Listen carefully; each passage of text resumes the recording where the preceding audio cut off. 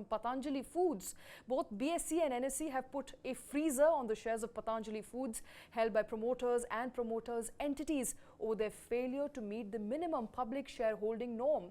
So about 92.58 million equity shares have been frozen. As a result, the stock was locked in the lower circuit of 5% in the early trade, but it did manage to pare some of its losses to end at 2% lower. Now, as per SEBI's rules, a listed entity must have at least 25% of its outstanding shares in public float. In Patanjali Foods case, the stake was at 19.18% at the end of December quarter.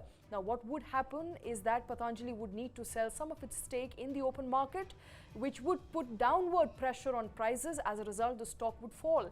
And that is exactly what transpired in the market today. Amit continues to be with us. So is my colleague Karthik. Also joining me in the newsroom is Suyash. I want to come to you, Amit, first. Tell us what exactly happened with Patanjali there.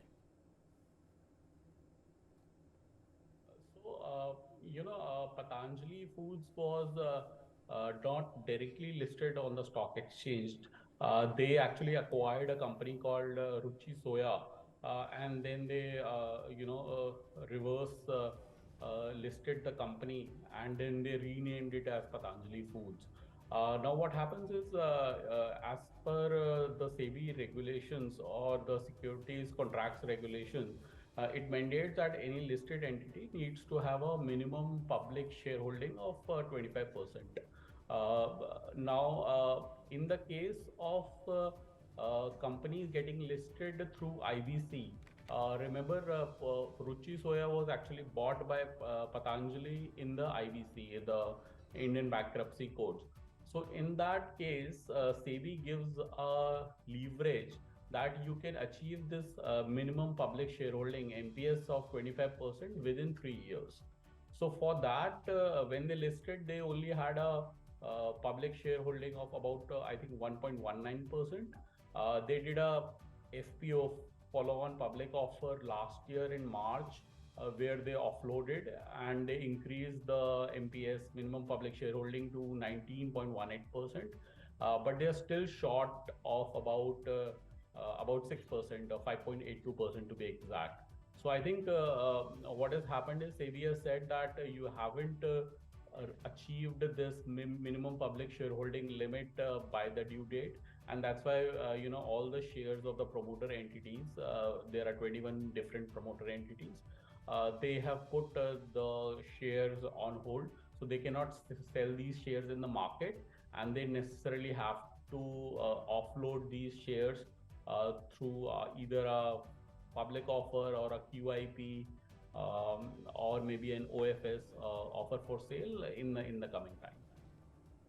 Right, Amit, I just want to step in here and try to understand from you, what does this mean for retail investors? Is there any impact at all whatsoever with the freeze on the promoters' float as far as the shares of Patanjali Foods, which used to be Ruchi Soya, is concerned?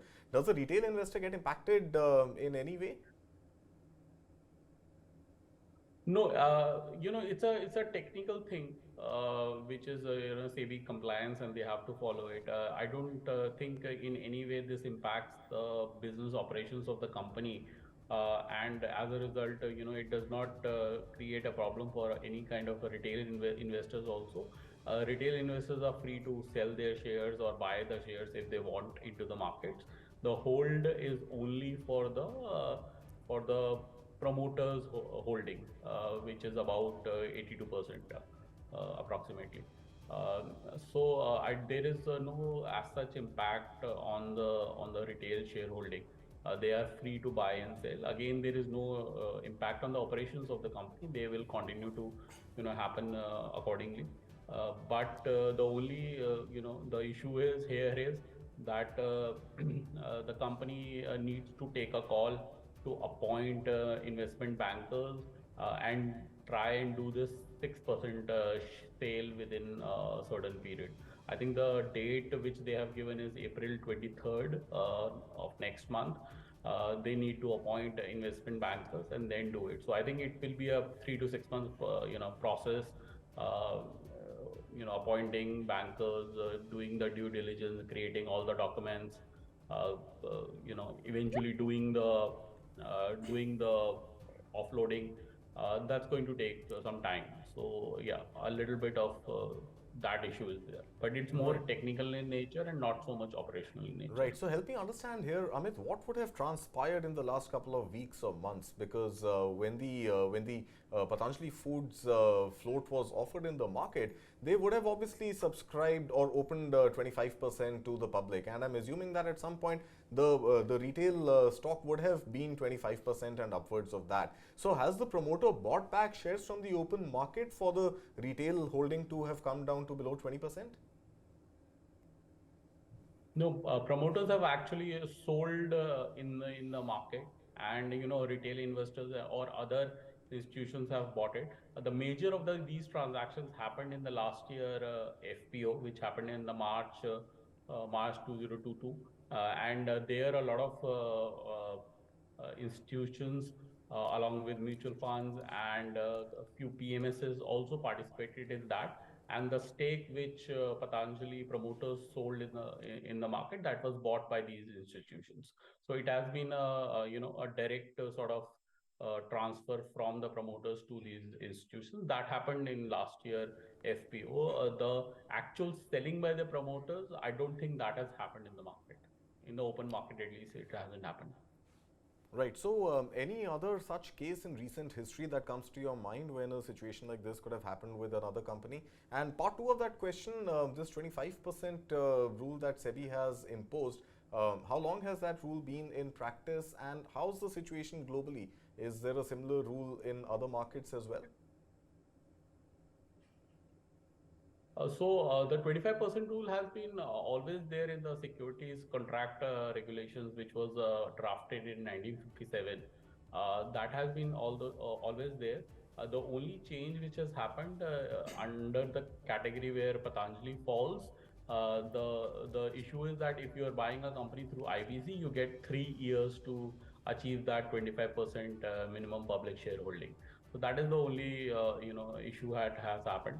The as far as the promoters shares blocked are concerned, I cannot recall any company in the recent past, but in the 90s and the 2000s there have been a few companies where that sort of a thing has happened. But a lot of companies shares also get sort of blocked because of compliance. So they haven't paid the listing fees, or they haven't achieved the minimum public shareholding. These kind of things happens. If you recall, recently ICICI Lombard also had an issue where ICICI Bank had to sell some shareholding in the company to achieve a minimum 30%. So the rule is that a bank cannot have more than 30% shareholding in an insurance company. But then they were not able to find a buyer, so they went to RBI and got an extension of 18 months to achieve that. So sometimes the extension also happens, but in this case, because since already the 3 years were almost getting over next month, SEBI decided to sort of block the shares till there is a concrete decision taken on when to sell the shares. I think the bad market conditions had also got to do with the fact that the promoters of Patanjali were not able to sell it. I think once the market sentiment improves a little bit, then you are going to see the selling actually happening through OFS or through maybe a QIP. Amit, I have a question for you. So instead of dumping the shares in the open market, are there any other avenues for Patanjali? So for that, they need to appoint an investment banker. I think they are already in talks with a few of them to appoint it. The appointment hasn't really happened till date. I think they have given a deadline in the public communication, which they have done in the morning, that they are going to appoint a merchant banker or investment bankers by next month, and then they are going to decide what is going to be the mode of selling these shares of 6% shareholding. That could be in the form of a QIP, qualified institution placement, where they are going to directly give it to various institutions like mutual funds, insurance companies, etc. Or it could be through an OFS, offer for market sale, where they have a category for the institutions, and they are going to have a category for the retail investors as well. So I think the whole process, how this selling of 6% shareholding will be done, that will be clear in the due time. My Right. sense is it would take 6 months to happen. Right. Thanks very much, Amit, for joining us with all those details. Appreciate you being with us here on News 9. We'll get you back as soon as we can next time.